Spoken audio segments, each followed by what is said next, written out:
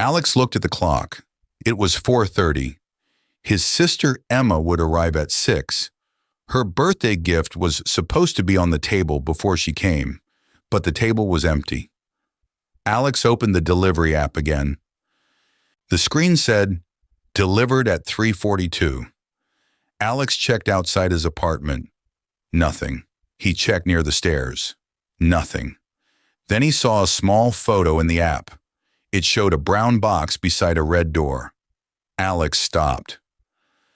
His door was blue. The package was somewhere else, and the delivery office closed at 5. Alex had 25 minutes to find it. There was only one problem. He had to call the delivery company in English. Alex could speak English in a coffee shop. He could ask for directions. He could talk to his neighbor, but phone calls were different. On the phone, he could not see a face. He could not see a smile.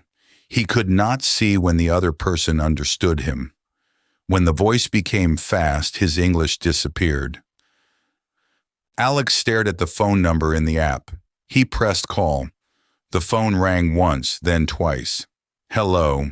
Thank you for calling Fast Ship. How can I help you?" The woman spoke quickly. Alex opened his mouth.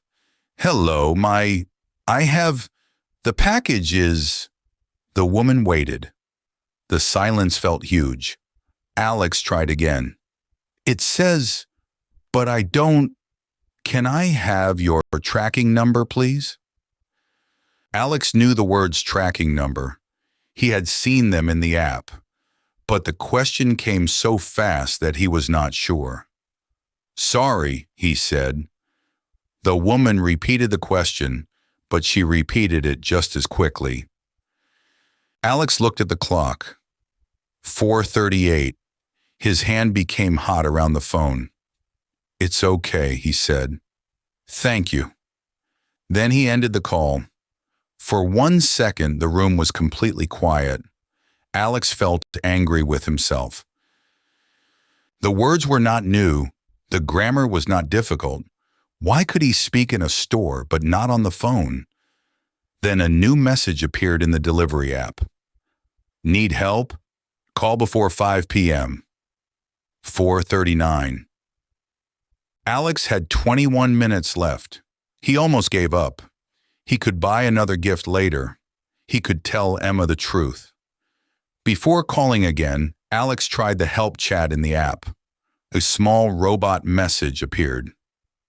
"Choose your problem." Alex pressed package says delivered. The robot asked, "Did you check outside your door?" Alex pressed yes. "Did you check with another person in your home?" Alex lived alone. He pressed yes again because there was no better choice. The robot showed one final message. "Please call customer service." Then the chat closed. Alex was back where he started, but 3 more minutes were gone. His phone made a soft sound. It was a message from Emma. "See you at 6. I can't wait." Alex looked at the empty table. He could picture Emma sitting there. He could picture himself explaining that her gift was beside the wrong door because he was too afraid to finish one phone call.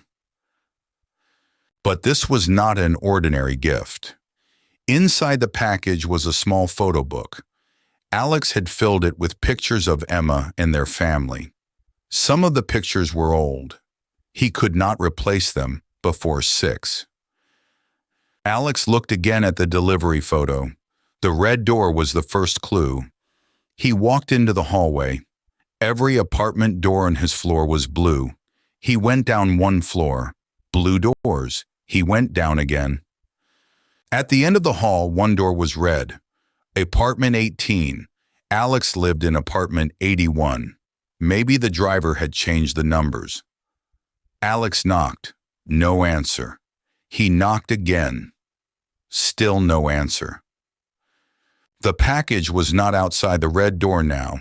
Someone had taken it inside, or the driver had moved it. Alex checked the clock. 4:43. He needed to call again. This time he did not press the button immediately. He took a piece of paper and wrote one sentence. "Hi, this is Alex. I'm calling about a missing package." He read it aloud. The sentence was simple. It gave him a beginning. He did not need to invent the first words while someone waited. Under it, he wrote a second sentence. "Sorry, could you speak a little slower, please?" Then he wrote a third. "So just to check, you said apartment 18, right?" 3 sentences. One to start. One to slow the call down.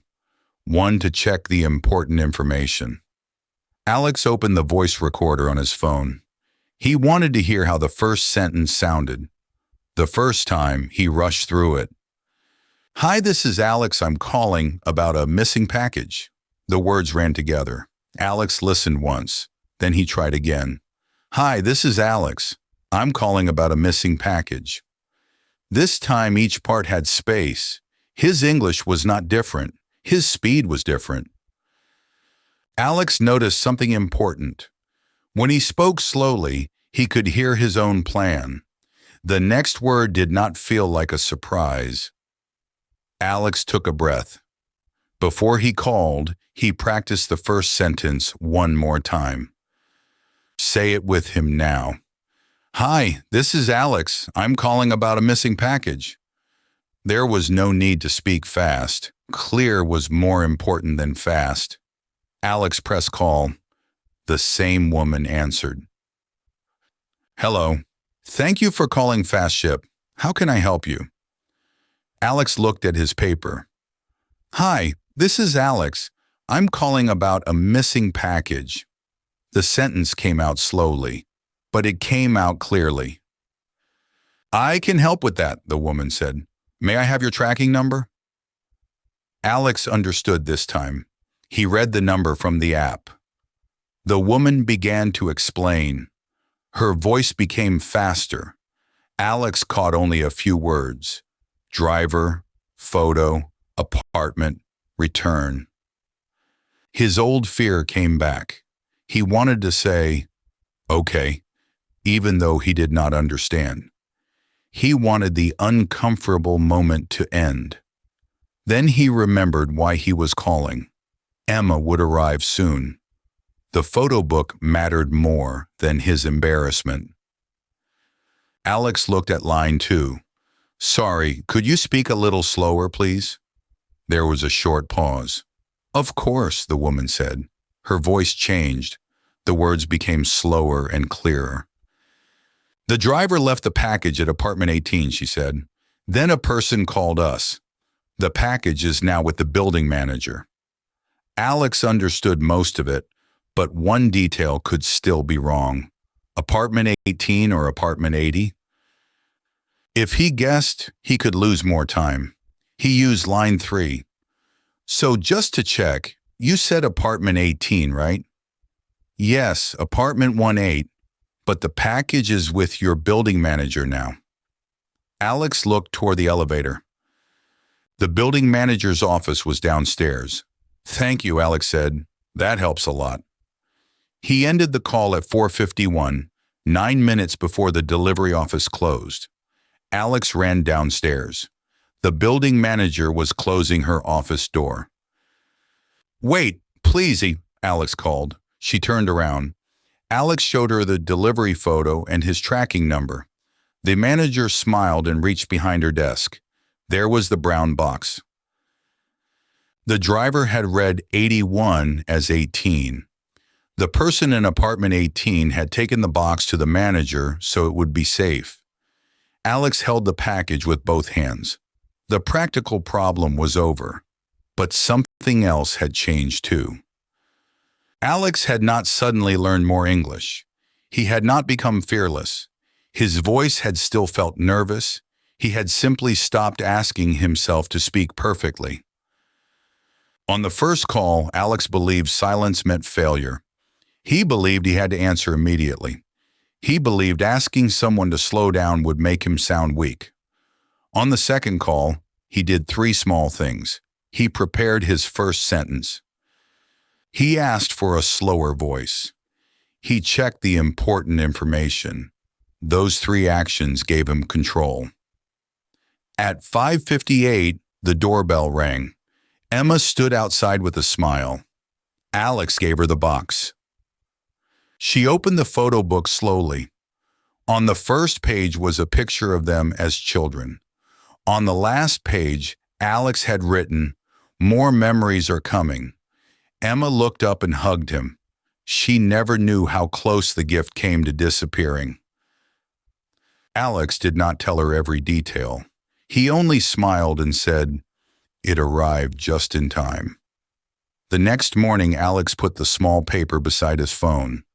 He knew future calls might still feel difficult. That was okay.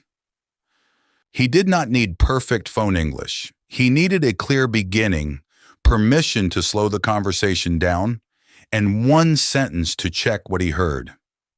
Here is a simple challenge for today. Write your own opening line. "Hi, this is your name. I'm calling about." Say it aloud 3 times, then keep it near your phone. In the comments, complete this sentence. I'm calling about. What real call do you need to make?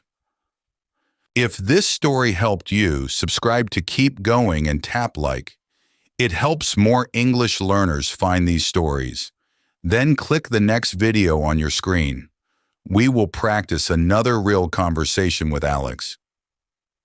You do not need perfect English to solve a real problem. You need one useful sentence, one small action, and the courage to try again. Listen, repeat, practice. Come back tomorrow. Keep going.